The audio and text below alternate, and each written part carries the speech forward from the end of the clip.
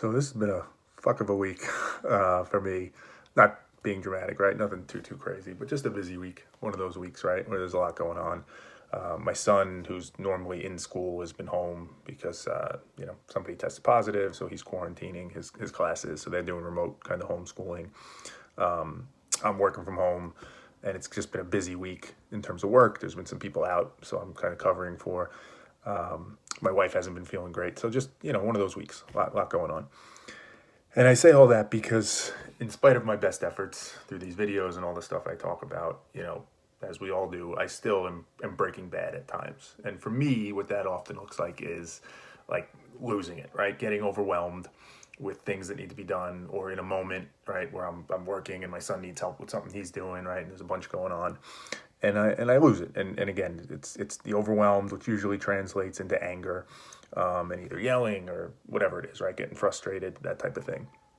Now, I'd like to think I'm much better at, as I've talked about in other videos, kind of bringing it back, and it happens much less frequently than it used to, but it still does happen. It happened today, it happened this morning, and it happens. And it's when it happens, at least for that moment that it is happening, it's almost as if I've learned nothing from these videos, right? I revert back to where I was for a shorter time period, but it's exactly the same in that moment. And that's always like it's frustrating, obviously, but it's kind of fascinating as well, right? How is it that you can just switch back and just turn back into that thing that you've been working so hard to try and improve upon and be better with, where it almost feels like it's impossible to not do that? And in some ways, you'd look at it and you'd say, well, yeah, I mean, obviously, you've been doing it a certain way your whole entire life. To think you would just be able to totally turn it off is asinine. It just doesn't make any sense.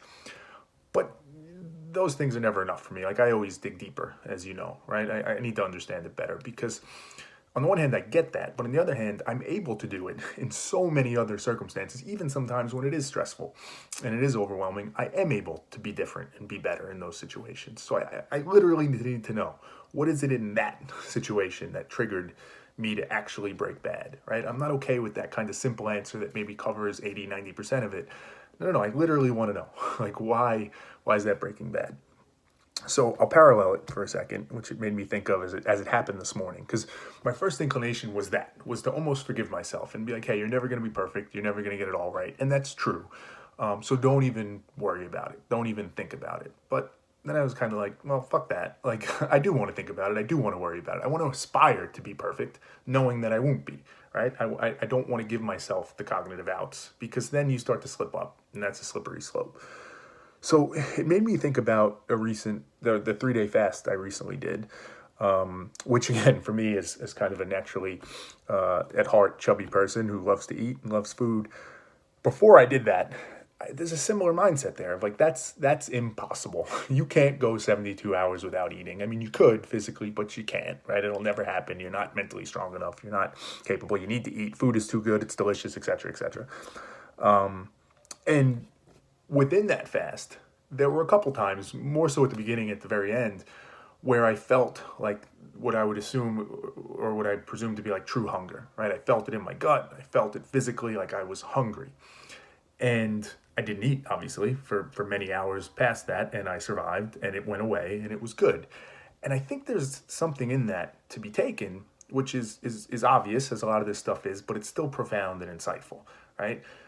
We can't trust the things our mind is telling us, right? In that moment, our mind is telling us and our body's telling us, you need to eat. You have to eat. You're hungry. You need to eat right now. But you really don't.